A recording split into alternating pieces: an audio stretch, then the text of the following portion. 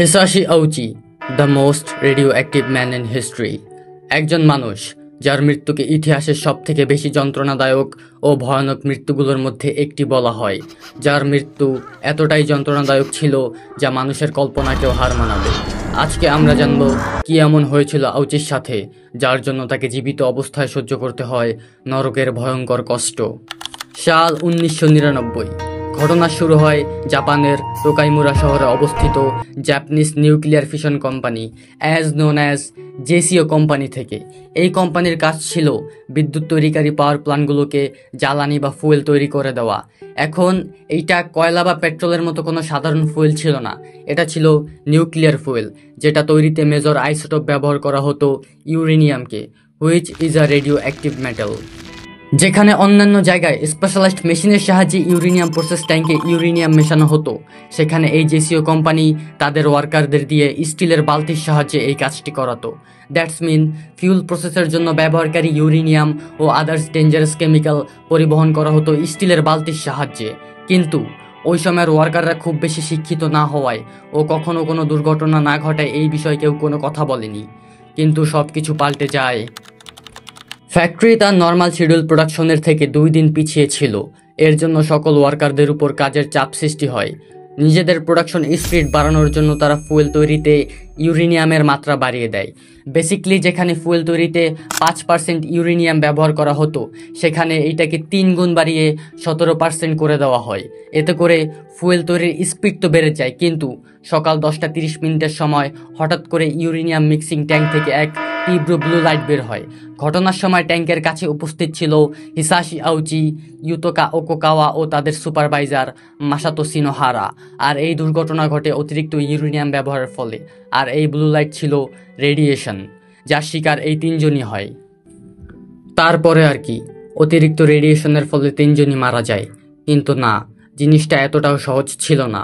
এটা হয়তো আউচির দুর্ভাগ্য যে সে সাথে সাথে মারা যায়নি, বরং তার মৃত্যু হয়েছে আরও ভয়ঙ্করভাবে। ইন্টারন্যাশনাল রেডিয়েশন লিমিটের অ্যাকর্ডিং, একজন মানুষ বছরে মাত্র 20 মিলিসিভার্ট রেডিয়েশন অ্যাবজর্ব করতে পারে। এর থেকে বেশি হলে তার জীবন ঝুঁকিতে চলে আসে। সিভার্ট কি? সিভার্ট হচ্ছে হিউম্যান বডিতে রেডিয়েশন পরিমাপ করার একটি স্কেল। যেখানে একজন মানুষ বছরে মাত্র 20 মিলিসিভার্ট রেডিয়েশন অ্যাবজর্ব করতে পারে, সেখানে আউচির শরীর মাত্র কয়েক সেকেন্ডে 17,000 মিলিসিভার্ট রেডিয়েশন অ্যাবজর্ব করে নেয়। এই 17,000 মিলিসিভার্ট কত বেশি যদি ধারণা দিয়ে বোঝাতে চাই, তাহলে হিরোশিমাতে ফেলা নিউক্লিয়ার বমের সমপরিমাণ রেডিয়েশন আউচির শরীর মাত্র কয়েক সেকেন্ডে অ্যাবজর্ব করে নেয়। আর তার 2 সহকর্মী পর্যায়ক্রমে 10,000 ও 3,000 মিলিসিভার্ট রেডিয়েশন অ্যাবজর্ব করে। ঘটনার সাথে সাথে আউচি অজ্ঞান হয়ে যায়। ফ্যাক্টরিতে কাজ করা বাকি ওয়ার্কাররা তাকে ও তার 2 সহকর্মীকে হসপিটালে নিয়ে যায়। সেখানে থাকা ডক্টররা ভেবেছিল কোনো নর্মাল কেস, শুধুমাত্র শরীর লাল হয়ে গিয়েছে।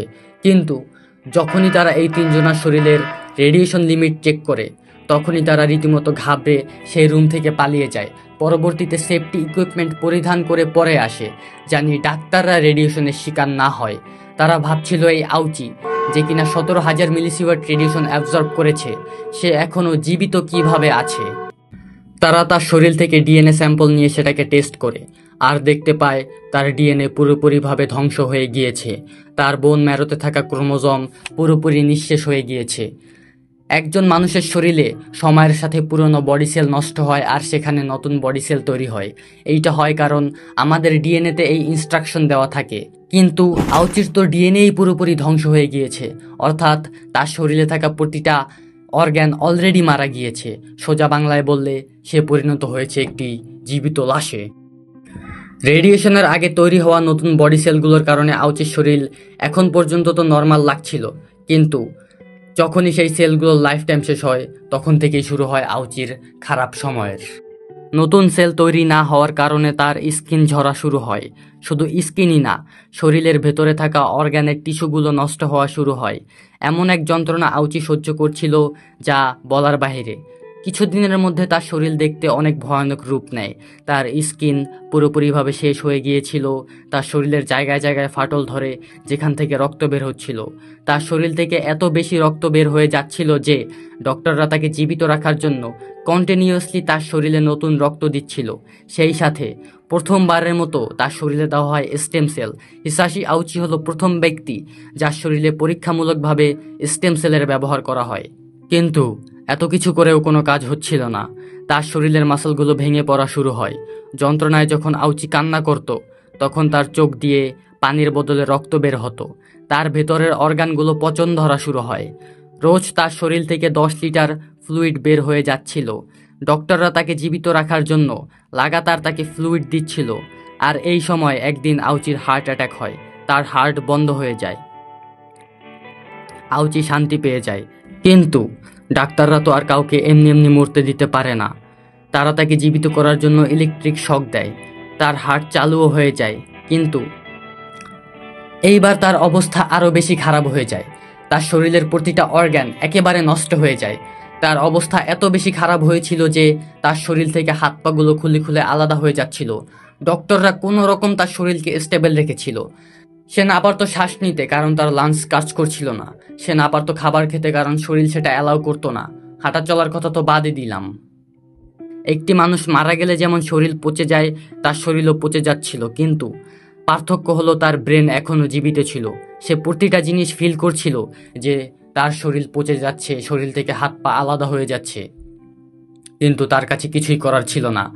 ডাক্তাররাও বুঝতে পারে তার আর রিকভার করা সম্ভব নয়। তারা আউচির ফ্যামিলিকে ডাকে আর বলে, এইবার যদি আউচির হার্ট বন্ধ হয়ে যায় তাহলে আমরা আর তাকে জীবিত করার চেষ্টা করব না। কারণ ডাক্তাররাও বুঝে গিয়েছিল এই লোকটির আর রিকভার করা সম্ভব নয়। ফাইনালি 83 দিনের কষ্টের পরে আউচি মুক্তি পেয়ে যায়। তার হার্ট বন্ধ হয়ে যায়। ডক্টররা আর তাকে জীবিত করার চেষ্টা করেনি। হিসাশি আউচির এই ঘটনা নিয়ে অনেক আর্টিকেল আছে, যেখানে বলা হয় এটা কোম্পানির দোষ, কোথাও কোথাও বলা হয় এটা ওয়ার্কারদের দোষ। দোষ যারই হোক, আউচির পরিণতি শেষ পর্যন্ত খুবই ভয়ানক হয়েছিল। অনেকটা সময় পার হয়ে গিয়েছে। আপনি হয়তো আমার চ্যানেলটি এখনও সাবস্ক্রাইব করেননি। এখন চাইলে করতে পারেন। দেখা হবে নেক্সট ভিডিওতে।